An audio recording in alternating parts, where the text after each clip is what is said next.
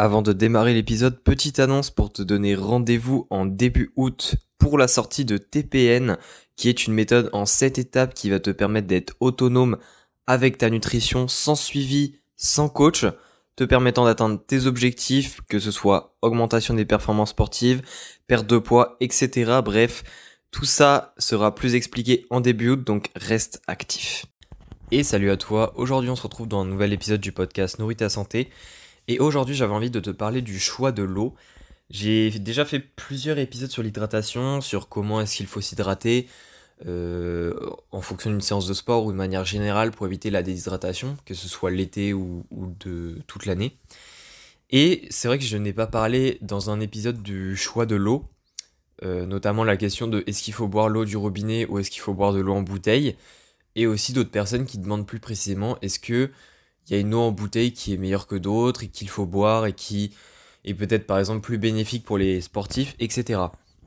Donc aujourd'hui je vais parler de ce sujet de manière assez succincte. Après si je peux en parler encore plus précisément, n'hésite pas à me le dire en m'envoyant un message. Mais là je vais déjà faire je vais un petit peu généraliser ce sujet. Déjà, première étape, effectivement il y a on va dire la catégorie de l'eau du robinet, la catégorie des eaux en bouteille. Il faut savoir que l'eau du robinet, de manière générale, est pauvre en minéraux. Je dis bien de manière générale parce que selon les régions, selon les pays aussi, ça varie, plus ou moins. Mais de manière générale, c'est quand même pauvre en minéraux. Et déjà, quand je parle en minéraux, pour les eaux, je parle le magnésium, le calcium, également le sodium. Alors le sodium, il faut aussi le prendre en compte parce que notamment pour les sportifs, c'est important d'avoir un bon apport en sodium, même si généralement les personnes en mangent trop. Chez certains sportifs, ça peut arriver assez rapidement de manquer de sodium. Et le sodium dans l'eau peut aussi avoir son intérêt, même si je vais sûrement en reparler après. Au niveau de l'eau du robinet, le magnésium et le calcium, ce sont les deux surtout qui nous intéressent évidemment parce que ces deux-là, contrairement au sodium, généralement on en manque. Et c'est pas qu'on en a trop, c'est qu'on en manque. Et le magnésium et le calcium, généralement, sont peu présents dans l'eau du robinet.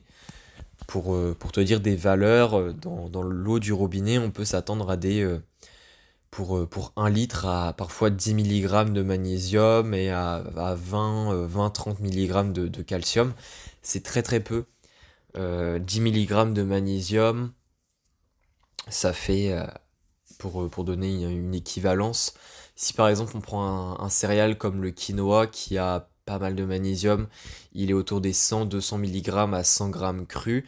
Donc en gros, vu que le quinoa c'est un facteur x3, en fait tu te dis pour peut-être même pas 5 grammes de quinoa équivaut à 1 litre d'eau. Alors, non, je suis pas sûr de mon calcul, mais c'est à peu près ça. C'est à peu près ça l'échelle. Évidemment, là, on parle d'un aliment en différenciant avec de l'eau, mais c'est pour te montrer à quel point l'eau du robinet peut être pauvre en magnésium. Et c'est surtout pour te faire comprendre à quel point, si tu bois de l'eau du robinet, il ne faut pas compter sur l'eau du robinet pour vraiment t'aider à atteindre tes apports en magnésium. C'est-à-dire même si elle va avoir un impact sur tes apports, évidemment, parce que si tu bois 2 litres d'eau, ça te fait 20 mg de magnésium. Étant donné que tes apports en magnésium doivent être à plus de 400 mg par jour, tu te rends compte que c'est pas 20 mg qui va faire la différence. Donc ça, c'était juste pour l'eau du robinet et les eaux en bouteille. Est-ce qu'elles sont plus riches que l'eau du robinet? La réponse est oui et non. Pourquoi oui et non? Parce que les eaux du robinet, il y a aussi deux catégories. Les eaux en bouteille, il y a aussi deux catégories. Il y a les eaux tout simplement minérales, très minéralisées plutôt, pour parler français. Et il y a des eaux peu minéralisées. Pour donner deux noms de marques pour chacune, pour que tu puisses un peu visualiser avec ce que tu connais. Au niveau des eaux très peu minéralisées, on a Evian et on a Volvic. Donc en fait, quand je dis très peu minéralisées, il faut considérer que ces eaux-là sont similaires à l'eau du robinet en termes de minéraux. Autrement dit, en calcium, en magnésium, on retrouve la même chose qu'on a dans l'eau du robinet.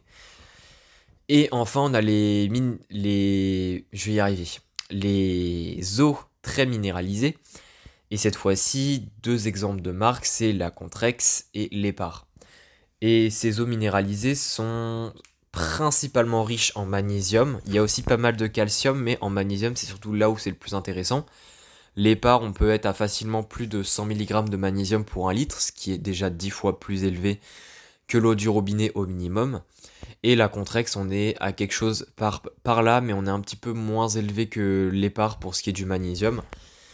Donc ça, c'est vraiment, on va dire, les 3 familles d'eau. Donc il y a l'eau du robinet, les eaux peu minéralisées en bouteille, et les eaux très minéralisées en bouteille. Mais du coup, est-ce qu'il faut tout de suite se diriger vers les eaux très minéralisées? Alors, il y a plusieurs choses à prendre en compte. Déjà, première chose à prendre en compte, c'est est-ce que de manière générale, ton alimentation est bien structurée ou pas. Si ton alimentation est suffisamment structurée pour te permettre d'atteindre un apport correct en calcium et en magnésium, il n'y a pas vraiment d'intérêt à te forcer à aller vers les eaux très minéralisées. Alors, les eaux minéralisées, petit point, c'est que ça a un goût très différent que les eaux peu minéralisées ou l'eau du robinet. Ce sont des eaux que beaucoup de personnes n'aiment pas. Voilà, ça a son goût assez spécial et c'est normal parce que plus il y a de minéraux dans l'eau et plus l'eau a de goût. Et généralement, le goût que ça a n'est pas forcément le meilleur. Enfin, ça dépend des personnes.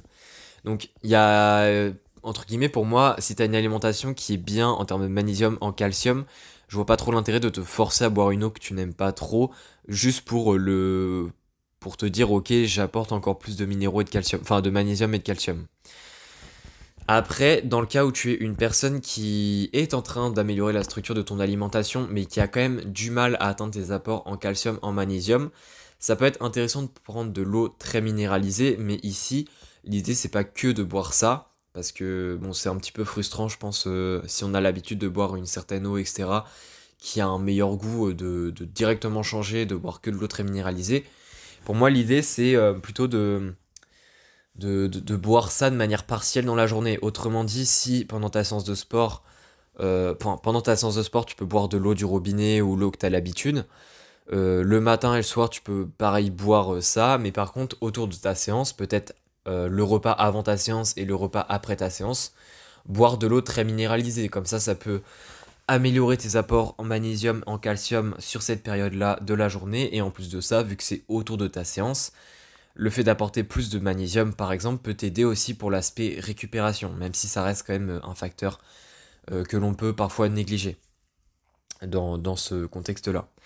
Donc voilà un petit peu. Après, il n'y a pas de vraies règles, il n'y a pas de l'eau du robinet est meilleure que l'eau en bouteille, etc.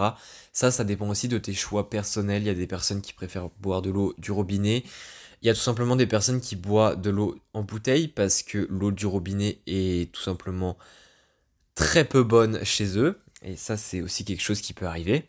Donc là, ça dépend aussi de toi, mais de manière générale, entre l'eau très minéralisée et l'eau peu minéralisée, donc quand je dis eau peu minéralisée, là je mets l'eau en bouteille et l'eau du robinet ensemble, c'est une question en fait de où est-ce que tu en es avec ton alimentation et surtout qu'est-ce que tu cherches à obtenir. C'est-à-dire que une personne qui veut juste être en bonne santé, j'y vois pas trop l'intérêt si l'alimentation est bien structurée à vouloir absolument boire de l'eau très minéralisée. Par contre, si on est sur un sportif de très haut niveau qui a des qui a des besoins en magnésium et calcium beaucoup plus élevés, même s'il a une alimentation très bien structurée, peut-être que là ça peut avoir un intérêt, comme je l'ai dit, de boire à certains moments de la journée de l'eau très minéralisée pour, on va dire, donner un petit coup de pouce à ses apports en magnésium et en calcium, et aussi en sodium.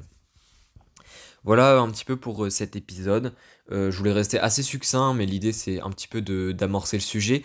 Si tu veux évidemment que je discute plus d'un sujet plus précis dans cette thématique, n'hésite pas à m'envoyer un message.